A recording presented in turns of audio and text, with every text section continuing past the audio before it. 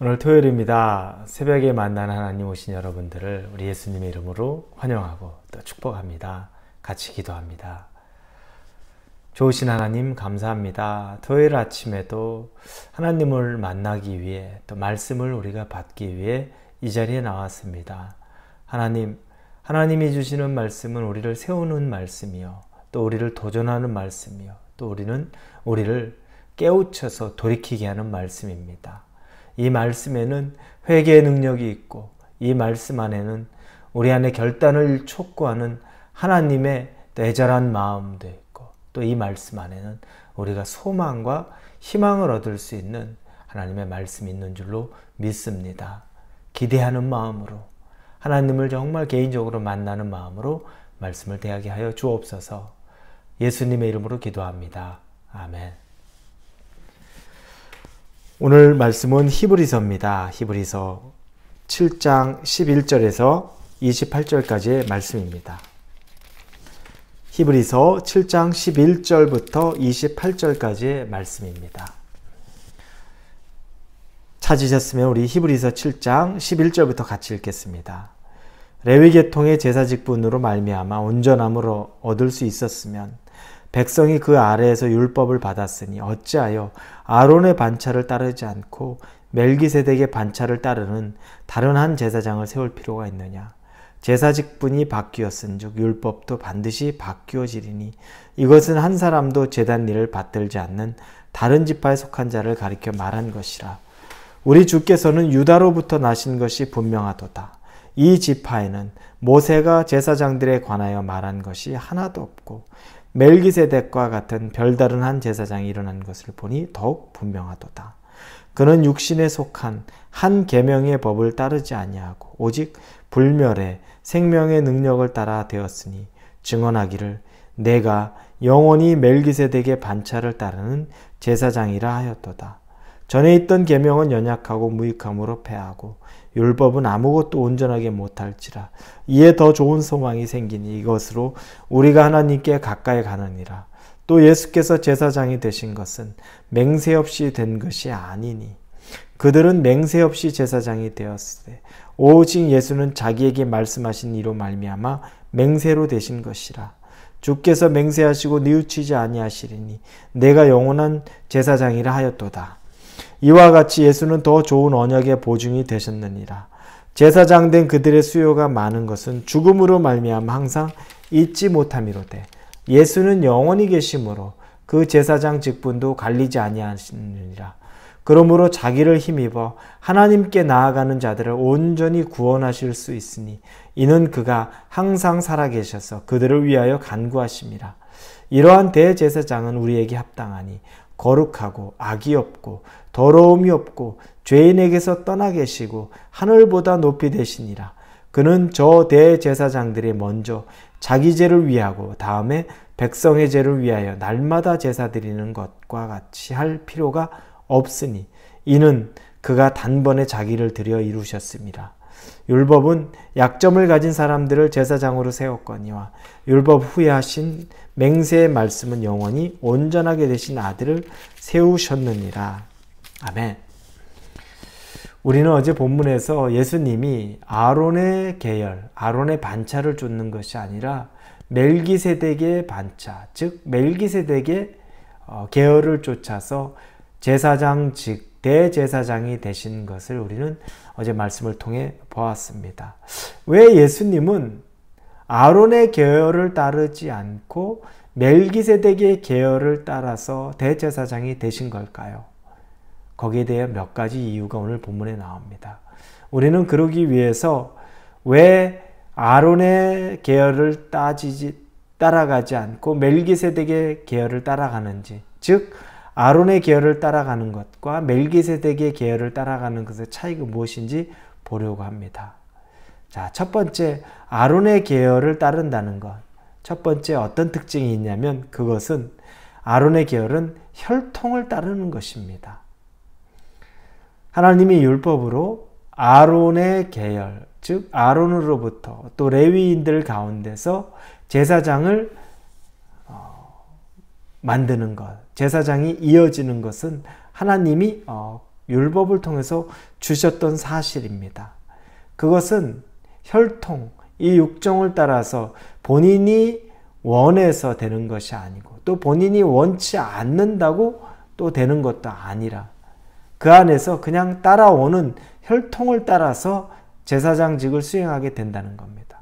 그런데 예수님은 그렇지 않습니다. 예수님은 오늘 본문 20절, 21절에 보면 예수께서 제사장이 되신 것은 맹세 없이 된 것이 아니니 하나님의 맹세로 말미암아 예수님이 제사장이 된 겁니다.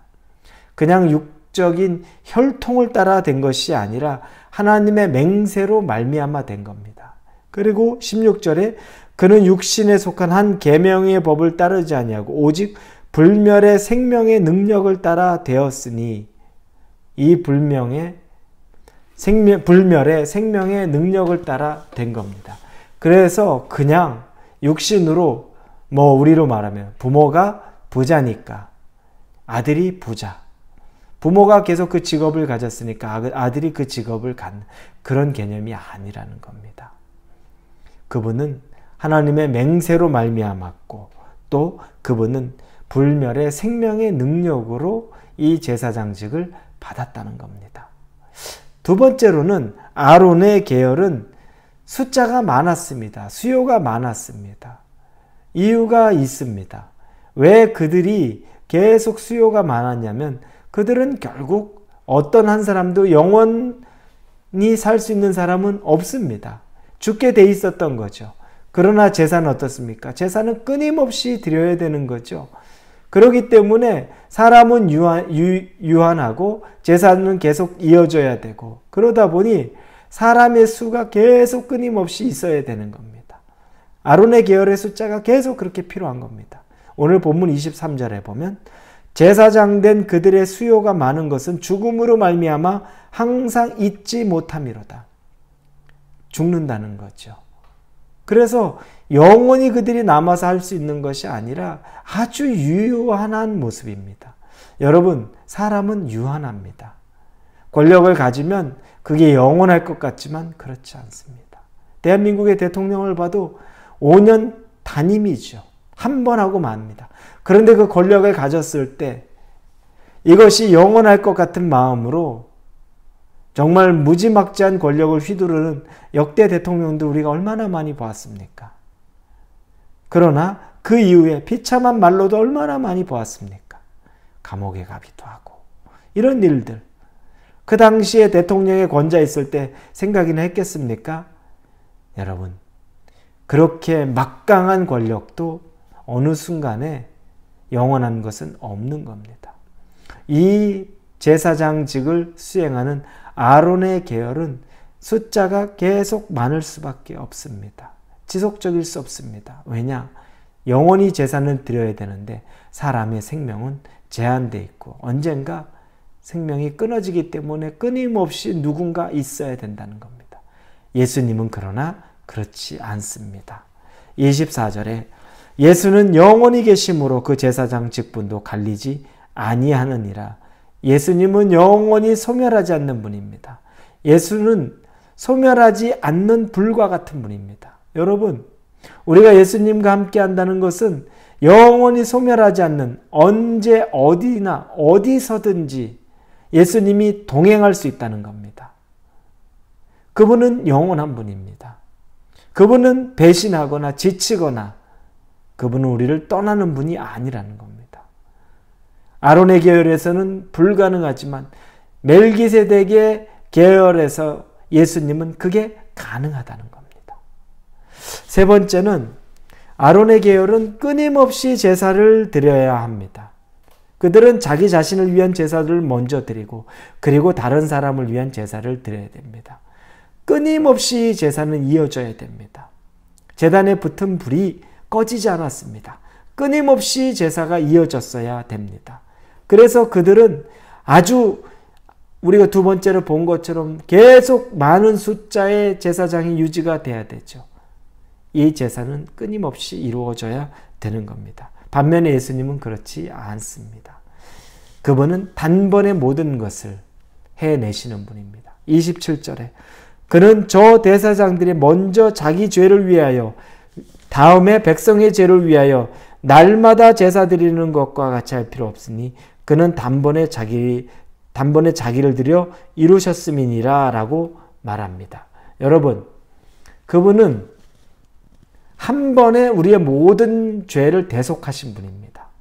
끊임없이 우리가 다시 내가 우리의 죄를, 구원의 문제를 매 순간순간 이루기 위해서 아론의 제사를 드릴 필요가 없이 단번에 그분이 죽으심으로 말미암아 우리를 위해 희생제물이 되실 수 있는 분이라는 겁니다. 우리가 아론의 계열에 있는 제사를 드린다면 여러분, 어제 구원 있다가 오늘 구원 없다가 또 오늘 구원 있다가 내일 구원 없다가 얼마나 힘든 삶을 삽니까? 구원의 문제가 계속 오락가락 하는 삶을 살 수밖에 없습니다. 그러나 예수님은 단번에 이 구원의 문제를 해결하신 분입니다. 여러분, 그래서 이 아론의 계열의 제사장은 불완전한 전형입니다. 열심히 일해야 되고 평생 무언가를 해야 되고 끊임없이 무언가를 해야 되고 그럼에도 불구하고 불완전합니다. 그러나 예수님은 열심히 하는 것 같지만 우리가 끊임없이 해야 된다고 강박증이 있는 것 같지만 단번에 그러나 가장 완벽하게 이 모든 것을 해내실 수 있는 분이 예수님이시오. 어디든지 계시는 영원한 분이라는 것. 이 예수님이 여러분 안에 계십니다. 우리 안에 계십니다. 그러니 아론의 계열을 붙잡지 않고 예수님을 붙잡고 사는 것이 저와 여러분의 기쁨이요 힘이 되기를 예수님 이름으로 축원합니다. 기도합니다. 하나님 감사합니다. 오직 예수님만 붙잡습니다. 우리의 노력과 수고, 아론과 같은 다른 사람을 붙잡는 것이 아니라 우리의 영원한 대제사장이신 예수님만을 붙잡습니다. 예수님 이름으로 기도합니다. 아멘.